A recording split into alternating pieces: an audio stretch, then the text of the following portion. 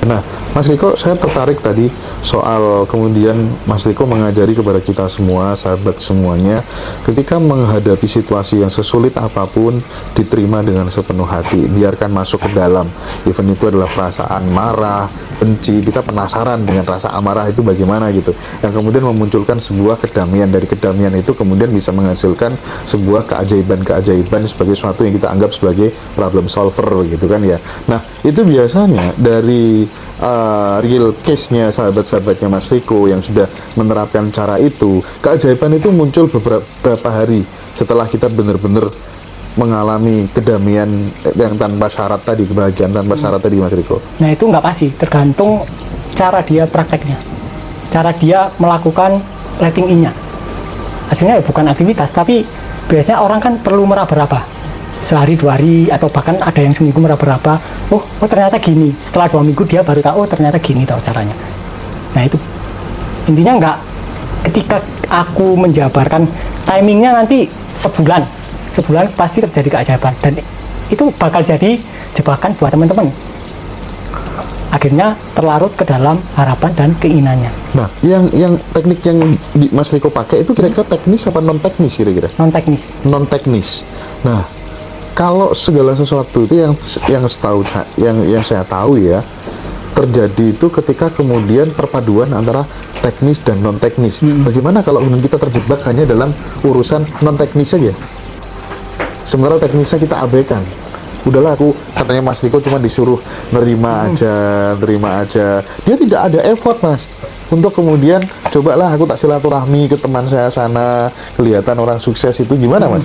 Nah, di sini kita kebanyakan bergerak ketika kita tidak butuh bergerak. Intinya ketika kita sudah menerima rasa-rasa kita, ketika udah terurai lah, di situ muncul spontanitas. Tiba-tiba pingin ke sana, dan itu tanpa effort. Tiba-tiba ke sana ya udah ke sana. Okay. Tapi ketika kita butuh effort buat ke sana, berarti ya itu dari ego. Oh, I see. Oke, siap. Intinya teknisnya pasti mengikuti non teknis. Teknis mengikuti non teknis. Ketika itu dilakukan dengan benar. Oke.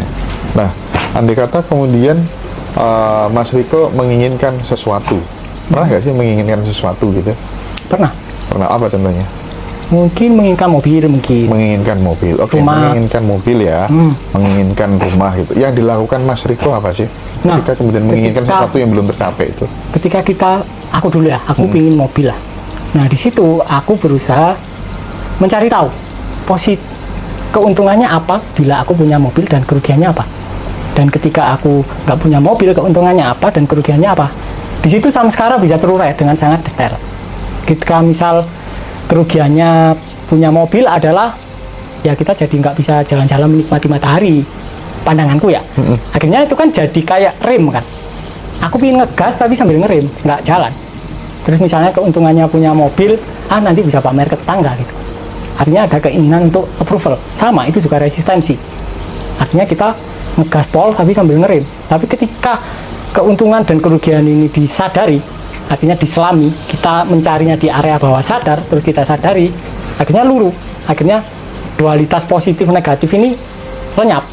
Dan di situ tiba-tiba mobilnya datang. Berapa lama setelah dari ingin tadi? Aku waktu itu 1 bulan. 1 bulan. Gimana itu, Mas? Dibelikan orang atau tiba-tiba ada project apa begitu? Tiba-tiba ada project. Waktu itu saya sama pasangan waktu itu. Pasangan saya waktu itu tiba-tiba dapat uang banyak dan saya dapat setengahnya. Akhirnya 40% saya, 60% dia. Seperti itu. Jadi langsung ya udah beli ini gitu. Oke. Kalau untuk rumah gimana, Mas, ceritanya, Mas? Kalau untuk rumah itu hasilnya dari bapak saya. Dari bapak saya, kamu nggak beli rumah tak gitu? Gue males sih, nanti aja gitu. Saya kan ya masih muda, nanti aja Pak gitu. Iya. Loh, nyawa aja daripada uangmu habis gitu kan. Akhirnya ya saya sadari aja, bapakku pingin berarti ya aslinya aku pingin gitu. Cuma nggak tersadari aja. Dan ketika itu tersadari, ya udah rumahnya datang. Intinya adalah kita biarkan kita menyatu dengan aliran air dan membiarkan diri kita ikut arus ke lautan. Jadi kita tidak mendaki ke sumber mata air yang ada di atas. karena laut lebih tak terbatas daripada sumber mata air yang ada di atas. Tapi ngomong-ngomong Mas, dari kecil sampai sekarang gitu, ada nggak sih sesuatu yang sebenarnya memang sudah dipengini sama Mas Riko dan sampai sekarang belum terwujud, tuh ada nggak sih kira-kira? Nggak ada. Nggak ada. Nggak ada. Oke. Rahasianya adalah seperti tadi. Ketika kemudian punya keinginan, disadari penuh. Disadari penuh. Itu. Keinginannya disadari. Jadi kebanyakan orang memfokuskan di keinginannya. Nah, ketika kita fokus di keinginan, artinya kita geraknya berbasis dari kekurangan. Kita ingin karena kita merasa kurang kan. Tapi ketika keinginannya disadari, otomatis kita akan menyadari kekurangan kita. Wah, aku merasa kurang. Dan ketika rasa kurangnya sudah tersadari, lenyap, ya kita merasa damai. Merasa berlimpah atau merasa tidak terbatas, itu yang penting. Akhirnya kita berterima kasih. Secara otomatis kita tiba-tiba ya state-nya itu kita berterima kasih pada mobil yang sudah datang. Padahal itu belum datang, tapi udah berterima kasih. Dan itu secara natural tubuh kita berterima kasih. Yang penting adalah apapun yang baik akan terjadi secara natural dan tidak perlu dipaksakan. Jadi kan benar juga kalau kemudian di dalam teori ilmu vibrasi gitu ya, ketika kemudian kita menginginkan sesuatu, maka vibrasinya dulu yang kita buat, perasaan bahagia, perasaan damai, seolah-olah mobil itu sudah benar-benar kita miliki, garasi kita buat gitu ya. Itu berarti tidak salah ya, benar juga ya. Tidak salah, tapi butuh usaha keras. Karena kita berusaha memanipulasi rasa kekurangan kita. Ibaratnya intinya ini negatif, tapi kita lapisi positif. Akhirnya kita naik turun.